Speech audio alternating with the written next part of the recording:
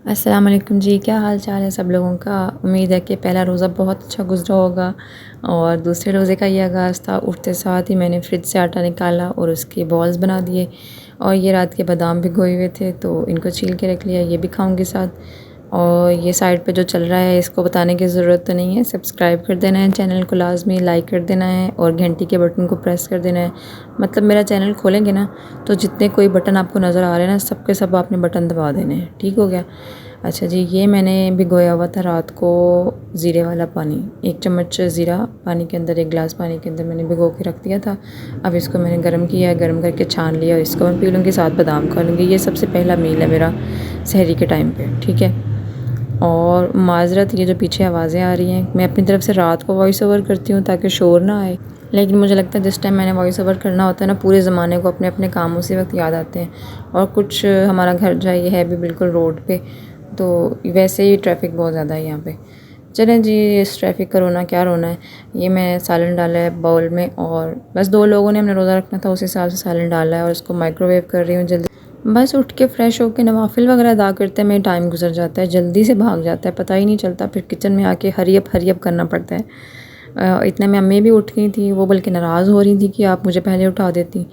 तो मैंने कहा जब मैं बना रही थी तो आपने क्या उठना था। एनीवेज़ फिर भी अल्हम्दुलिल्लाह टाइम पे बन गया था ये सारा कुछ और मैंने तो फिर एंड पे ना जल्दी जल्दी से खाया था।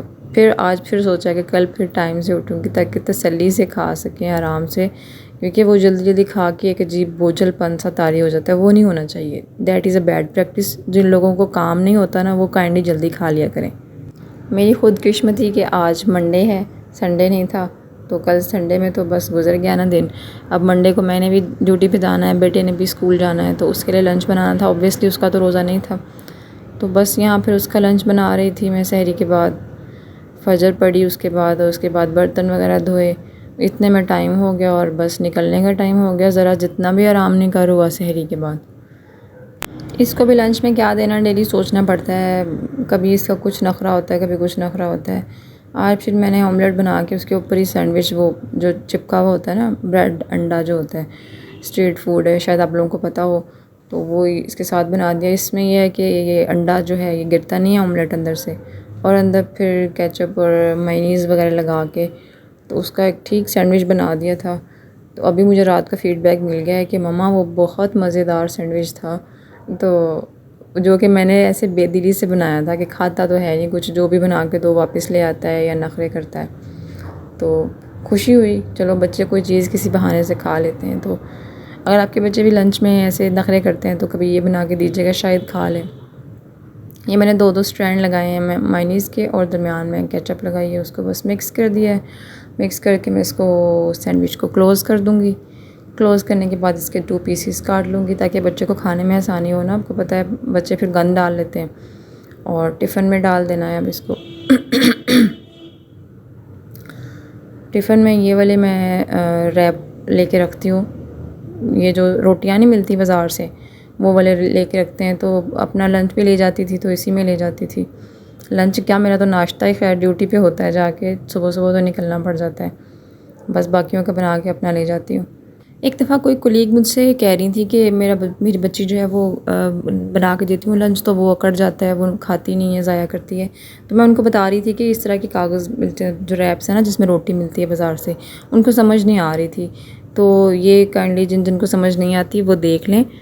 लंच बनाने का मरहला ख़त्म हुआ तो अफ्तारी के लिए कुछ माइंड में आया कि चने भिगो जाऊँगी, तो आके उनको बॉयल कर लूँगी, फिर उनको फ्रीज़ कर लूँगी।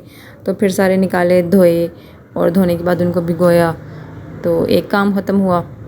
ये सीरियल और ग्रोसरी वगैरह हम लोग आजकल इम्तियाज़ से कर रहे हैं। इम्तियाज़ की ये जो ब्रांड है ना पूनम, ये जहाँ जहाँ भी इम्तियाज़ स्टोर है लोग यूज़ करते हैं, उनको पता होगा। मुझे तो ये बहुत पर्सनली पसंद आई है, बहुत अच्छे इनके सीरियल्स भी, पल्सेस भी और बाकी मसाला जात भी सारे बहुत ही ऑर्गेनिक हैं। बहुत पसंद आया मुझे, ए बिग शाउट आउट।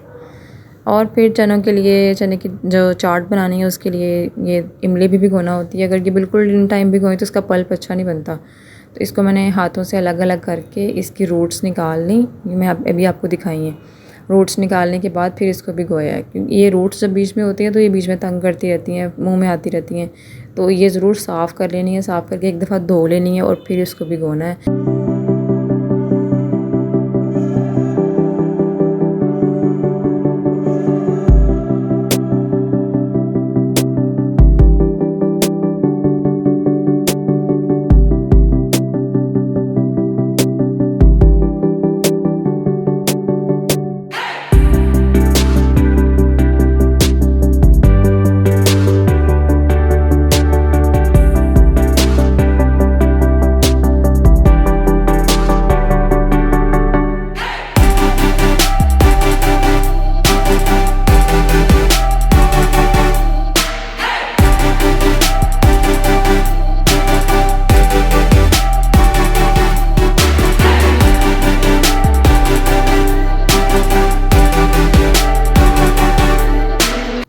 चलें जी, फैंसी ड्रेस शो का यहीं पे इख्तिताम होता है। वापस अपने कामों की तरफ आ जाते हैं। ड्यूटी से वापस आके मैंने वो जो चने भिगोए हुए थे वो बॉईल किए। और हाँ, अगर आपके माइंड में आ रहा होगा कि इबादत तो कोई की नहीं है, सारा दिन बस किचन का काम किए हैं या वीडियो एडिट की है, तो अल्हम्दुलिल्लाह मैंने सफ़र के दौरान जाते हुए भी एक पारा पढ़ लिया था और वापस आते हुए भी एक पारा पढ़ लिया था। मतलब ड्यूटी पे आने जाने का डेली का सफ़र काफ़ी ज़्यादा है, तो मैं उसको इस तरह से यूटिलाइज़ कर लेती हूँ, ना कि ये बहाना करूँ कि मेरा तो सफ़र बहुत है, मैं तो थक बहुत जाती हूँ, मैं कैसे करूँ। तो हर चीज़ को करने का एक तरीक़ाकार होता है। तो अल्हम्दुलिल्लाह अल्लाह ताला ने एक माइंड में ख़्याल डाला तो ये चीज़ें हो जाती हैं। बल्कि मुझे बाज़ औक़ात सफ़र इस हिसाब से नेमत लग रहा होता है कि चलो इस तरह टाइम तो मिल जाता है। वैसे तो शायद घर में तो घर के कामों से टाइम इंसान को मिलता ही नहीं है।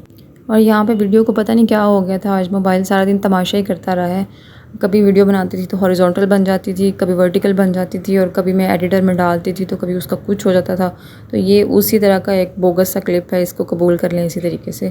चने मैंने बॉईल किए, बॉईल करने के बाद उनके 3 अलग-अलग पैकेट्स बनाए और एक जो है सर्विंग उसकी रख ली चना चाट के लिए। ठीक, ये चना चाट के लिए कटिंग हो गई है सामान की, जिसमें कुकम्बर है, टमाटर है और 2-3 सब्ज़ मिर्चें बारीक-बारीक कटी हुई, और प्याज है बारीक कटा हुआ, जिसको मैंने नमक लगा के धो के अलग रखा हुआ था।